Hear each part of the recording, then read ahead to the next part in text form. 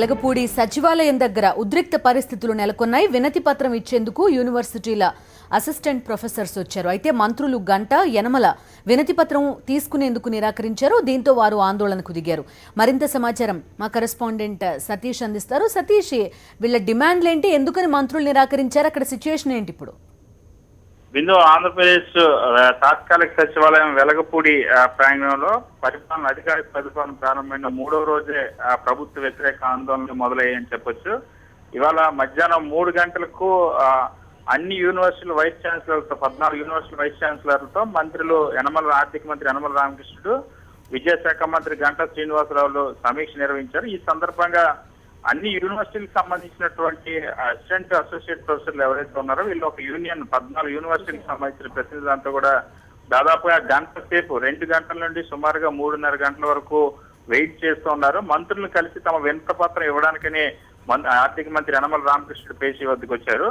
ఎందుకంటే ప్రస్తుతం యూనివర్సిటీలో ప్రొఫెసర్ల భర్తీకి సంబంధించినంత వరకు స్క్రీనింగ్ టెస్ట్ ఒకటి నిర్వహిస్తూ ఉన్నారు.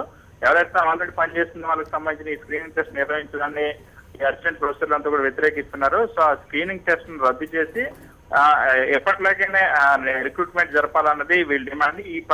ఈ రిప్రజెంటేషన్ ఇవ్వడం కోసం అని చెప్పి ఆర్థిక మంత్రి యనమల రామకృష్ణుడికి గంటా శ్రీనివాసరావుకి ఇవ్వడానికి 14 యూనివర్సిటీలకు సంబంధించిన యూనియన్ సభ్యులంతా కూడా వచ్చారు. అయితే వాళ్ళు కలిసేందుకు సుమారుగా గంట సేపు వెయిట్ చేయించినప్పటికి కూడా వాళ్ళతో భేటీ అయ్యేందుకు మంత్రులు గంటా శ్రీనివాస్ గానీ ఆర్థిక మంత్రి యనమల రామకృష్ణ గానీ సుముఖత వ్యక్తం చేయలేదు. దీంతో ఎక్కడైతే వీసీల సమావేశం జరుగుతుందో 14 యూనివర్సిటీలకు సంబంధించిన వీసీల సమావేశం జరుగుతున్న ప్రాంగణంలోనే అసిస్టెంట్ ప్రొఫెసర్లు ఎవరైతే వచ్చారో వాళ్ళంతా కూడా ఆందోళన దిగారు. మంత్రులకు వ్యతిరేకంగా నినాదాలు చేశారు, ప్రభుత్వానికి వ్యతిరేకంగా నినాదాలు చేశారు.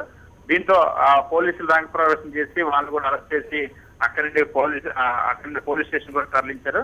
కనీసం మా రిప్రజెంటేషన్ మాకు న్యాయమైనది మా డిమాండ్, మా రిప్రజెంటేషన్ తీసుకునేందుకు కూడా మంత్రులు సుముఖంగా లేకపోవడం, కేవలం 5 నిమిషాలు గడువు ఇచ్చుంటే ఈ స్క్రీనింగ్ టెస్ట్ వల్ల జరిగే నష్టాలు ఏంటంటే మాకు జరుగుతున్న అన్యాయం ఏంటన్న అంశాన్ని తెలియజేసేవాళ్ళం. కానీ ఆ పరిస్థితి లేకుండా చేశారన్న ఉద్దేశంతో అసిస్టెంట్ ప్రొఫెసర్లందరూ ఆందోళన దిగారు.